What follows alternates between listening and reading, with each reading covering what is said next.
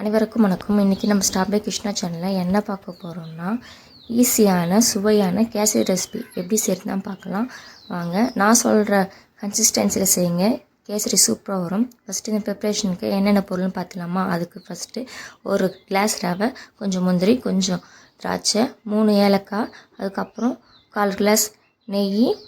எந்த கிளாஸ் எடுத்துருக்கணும் அந்த கிளாஸில் தான் அளவு, அந்த கிளாஸில் 1/4 கிளாஸ் நெய். அதுக்கப்புறம் அது கூடவே 1/4 கிளாஸ் எண்ணெய் ஆட் பண்ணிக்கணும். இதுதான் அளவு. நீங்கள் கம்மியாக போட்டிங்கனாலோ அதிகமாக போட்டிங்கனாலோ கண்டிப்பாக அது நல்லா வராது. இப்போ வாங்க இது எப்படி செய்கிறதுன்னு பார்க்கலாம்.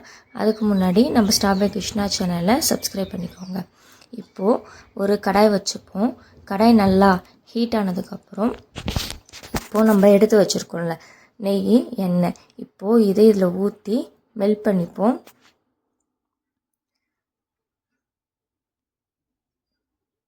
இப்போ பார்த்தீங்கன்னா இது நல்லாவே மெல்ட் ஆகிடுச்சு. இப்போ இது மெல்ட் ஆனதை கரெக்டாக பாதி எடுத்து திருப்பியும் வச்சுருவோம்.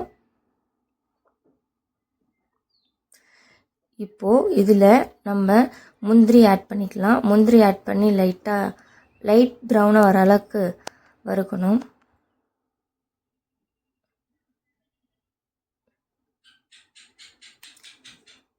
இப்போ பார்த்தீங்கன்னா இந்த அளவுக்கு நல்லா வறுக்கணும். இப்போது இந்த அளவுக்கு வந்துடுச்சு. இப்போ இது கூடவே திராட்சை ஆட் பண்ணி இதையும் நல்லா வறுத்துப்போம்.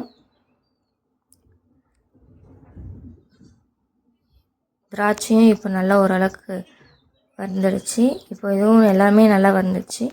இப்போது பார்த்தா சூப்பராக இருக்குது. இப்போது இதுக்கப்புறம் நம்ம ரவை இது கூட ஆட் பண்ணிப்போம். இப்போது இது எல்லாத்தையும் நல்லா 5 to 10 மினிட்ஸு நல்லா பொறுமையாக வறுக்கணும். கைவிடாமல் கிளறிட்டே இருக்கணும்.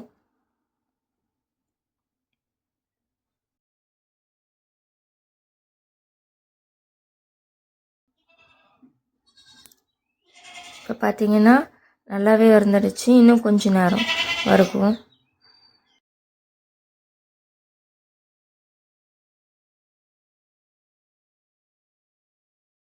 பார்த்தீங்கன்னா நல்லாவே வறுபட்டுடுச்சு. இப்போது இது கூட சர்க்கரை ஆட் பண்ணிக்கணும். 1 கிளாஸ் ரவை ஆட் பண்ணியிருக்கேன். அதே கிளாஸில் 1 கிளாஸ் சர்க்கரை ஆட் பண்ணிக்கிறேன். அது கூடவே நான் கொஞ்சோண்டு கேசரி பவுட்ரு ஆட் பண்ணியிருக்கேன். இப்போது இது எல்லாத்தையும் நல்லா கொஞ்ச நேரம் வறுக்கணும். இந்த அளவுக்கு நல்லா வறுக்கணும். உங்களுக்கு பார்த்தா நல்லா டிஃப்ரென்ஸ் தெரியும். இப்போ இது கூடவே ஒரு சிட்டிகை உப்பு ஆட் பண்ணிக்கணும். ஏன் உப்பு ஆட் பண்ணுறோன்னா அப்போ தான் அந்த ஸ்வீட்னஸை தூக்கி கொடுக்கும். இப்போ இது வந்துச்சு. இப்போது இது கூடவே சுட தண்ணி கொதிக்க நான் ஆட் பண்ணியிருக்கேன். 1 கிளாஸ் ரவை எடுத்திருக்கேன். இப்போது அதே கிளாஸில் 2 கிளாஸ் தண்ணி ஆட் பண்ணியிருக்கேன்.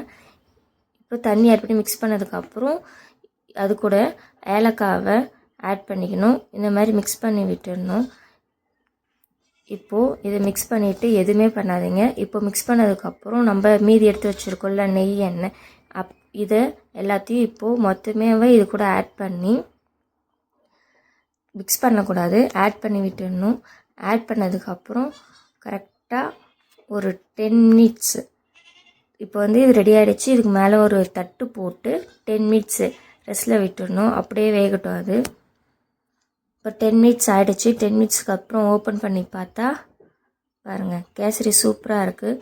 சுவையான சூப்பரான கரெக்டான கன்சிஸ்டன்சியில் கேசரி ரவை ரெடி. இந்த வீடியோ உங்களுக்கு பிடிச்சிருந்துச்சுன்னா ஸ்டாப் பை கிருஷ்ணா சேனலை சப்ஸ்கிரைப் பண்ணிக்கோங்க. உங்கள் ஃபேமிலி அண்ட் ஃப்ரெண்ட்ஸ்க்கு ஷேர் பண்ணுங்கள். இந்த வீடியோ பிடிச்சிருந்தா லைக் பண்ணுங்கள். நீங்களும் சாப்பிட்டு பார்த்து என்ஜாய் பண்ணுங்கள். தேங்க்ஸ் ஃபார் வாட்சிங். தேங்க்யூ.